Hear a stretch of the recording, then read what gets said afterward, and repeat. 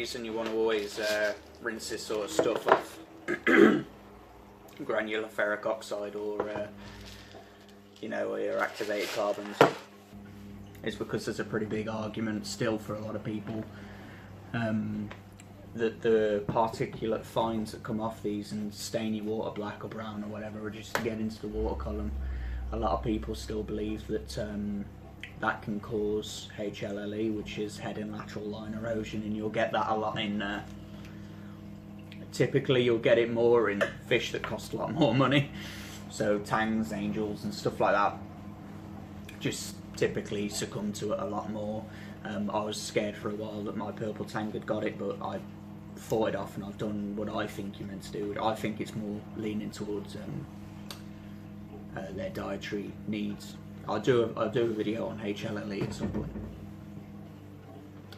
But basically, yeah, so just make sure you've rinsed it off real good, ideally with RODI. If you've got to use tap water and you're in a bit of a mess or whatever, then I guess fine, but just make sure you rinse everything off really good and let it dry off a bit, and for fuck's sake, whatever you do, don't like squeeze it, because if you squeeze it thinking, oh, it's getting a bit more water out and all that, all you're doing is crushing it and you're just creating more fines and stuff. So just let it drain out if you've got to do it like that. And as you're cleaning it off inside the bag, all I do anyway, and I've always done it, is basically you've got a load of stuff in the bag under a tap or in a bucket of RODI or whatever, and just like mush it around your hand basically, and just bounce it around in your hand. If you've got the better method for running this sort of stuff, which is through a fluidized reactor, which I can't show you now because I put my elbow through it, but if you were going to run it that way, what I'd advise you do, or it's a good way of doing it, is get an empty bucket, get a bucket full of RODI, put your inlet pump or whatever method of running the water through it you've got into the RODI, and run that through into the empty bucket and keep doing that until it runs clean basically, and there's no more fines coming off it. But you should have you should have a bit of a sponge or some sort of material filter in your fluidized reactor anyway. It won't help that much with this sort of stuff because they're so fine, but you know, every little bit helps to some extent, doesn't it? So I'll try that. Me personally, like I said a minute ago, I run 100 ml of each of these, or 100 grams. I think a gram's exactly the same as a mil, but of either of those. And to be honest with you, I don't think I'm ever going to need, certainly at this point, I'm never going to need more than that. I don't feel like I need more than that. And I change anywhere from every 2 weeks to every month. Again, to be honest, I think personally for me, a month is probably fine, and you're going to have to make the decision yourself on your own tank. But if you've got a lot of algae growth and all that, I'd probably go for the lesser.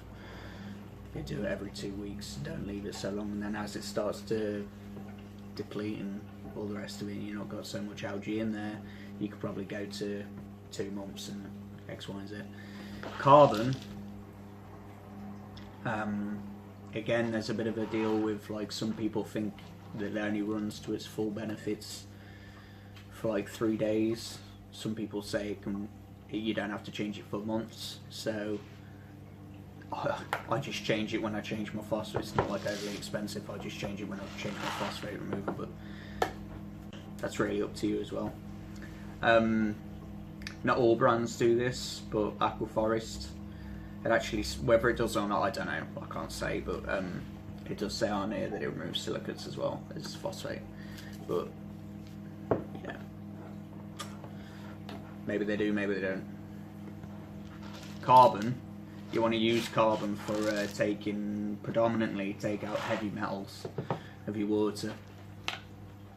Carbon's also fantastic for getting that real nice crystal clear water. So that's a, you know, win-win. Carbon's, it's not too expensive. neither of them really are, I suppose. It depends how you're going to use it. Like I say, I haven't got the biggest tank in the world. It's only a 250. I'm sure when I'm running the 1,000-gallon tank or whatever I end up doing in the future, I'm sure when I'm running that, then this stuff's going to start getting a bit more expensive. But it's all part of the fun, isn't it? Another thing I could recommend,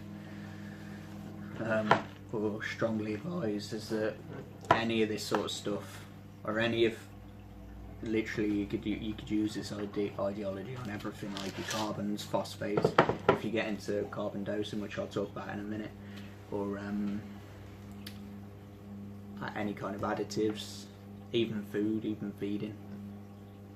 Always start with either less than you think or less than it says on the tub to use. Say for instance it might say use I don't know, 100 gram for every 100 litres of water you've got. Use 50 grams for every 100, do you know what I mean? And start like that, baby steps, because you don't want to put like a massive load of pressure. If you think, oh, this is good stuff, it's lowering my phosphates and my nitrates or whatever, I'll use a whole I'll chuck a kilogram of the stuff in a 250 thinking that's going to work. You'll probably poison your tank.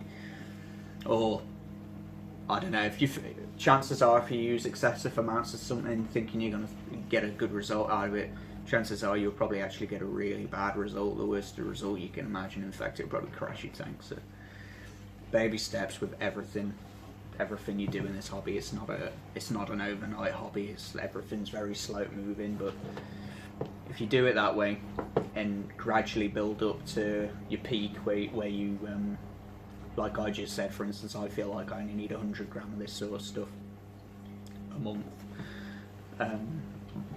That's where I feel happy using it. So I might have started at 25 and then gone to 50 and then gone to 75 and then gone to 100, for instance. I went 50 to 100, but still, if you went up in 25s and just keep doing that until you think, oh, this is a good spot for me now, I think I'll leave it there and go through it that way. And like as I was going to say before, these are 500 gram tubs, so that's technically that could be like 5 months for me, so thereabouts. So because I don't measure it exactly, but you should do as I say, not as I do. So done that. Once you've got they're the three things: skimming and running those two products, carbon and phosphate remover. They're things that I'd say are like what you'll get into early on, and like they're the mainstays in the hobby, if you know what I mean. There's always gonna be, if you're in the hobby for 5 years, you'll probably see 4 or 5 sort of new things come out, like fads. Like someone will get into like I don't know, something called a sulfate reactor. That might be like a really big deal for a year, and then slowly but surely everyone will start like falling out of them and getting out of them and just going on skimmer and water change again or whatever. The current big deal is with fish tanks is not doing any water changes. So things like that come about. I'm sure there'll be a bit at some point where it's like water changes become strong again, and that's the way everyone goes about it. There's even skimmers are falling out a bit now. I've heard of a lot of people who I run the algae reactor. I've heard a lot of people saying I'll only run an algae reactor, what they call a turf scrubber, and not bother with a skimmer. And I suppose the difference in money you can save is probably quite big, but I think there's always going to be a place for skimmers and water changes in the hobby. But anyway, we're talking a bit more now on what I do personally for my tank.